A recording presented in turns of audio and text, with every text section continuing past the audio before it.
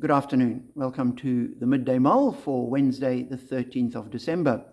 Following Robert Murray McShane's reading scheme, one of the chapters we read today is the 4th chapter of Revelation. And in it, John, who's had this message to the churches, sees a doorway in heaven, and he's called into it, and we're told, "At once I was in the Spirit." So clearly some kind of spiritual vision that he has as he goes through this doorway into heaven. "I was in the Spirit, and there before me was a throne in heaven with someone sitting on it. The one who sat there had the appearance of jasper and ruby. A rainbow that shone like an emerald encircled the throne."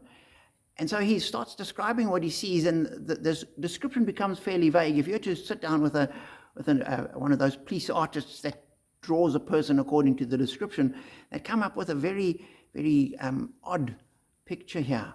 But John's trying to describe what is beyond this earth, beyond our imagining, using words and terms and images bound up with this universe. So he sees this throne and someone sitting on it. And then he says, surrounding the throne were 24 other thrones, and they each had elders on them. And then he continues, in the center, round the throne, were 4 living creatures. And they were covered with eyes in front and behind.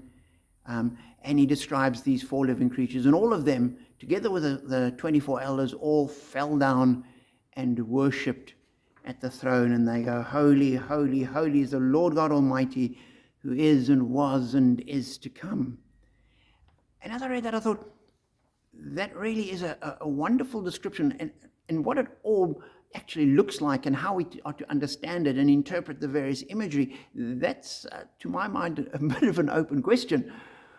But what is quite clear is that at the center of everything is the throne with God seated on it. And around him are elders and creatures and angels. And as you read through Revelation, it becomes, there's more and more stuff around the throne. But the throne is at the center. The throne is the focus. And all the worship of everything, no matter how wonderful and glorious they may appear, they're all focused on the throne and worshiping God who sits on the throne. And I thought, what a wonderful image of our lives. And we need to have Jesus at the center, the throne of God at the center of our life, and it all needs to be focused on him. There's that great song, I think it's by Israel Houghton, Jesus at the center of it all. We see that in Revelation, and it should be true of our lives. So be challenged to keep Jesus as the center, as the main thing. And as we do that, everything else falls into place. So Jesus at the center of it all, and we are blessed.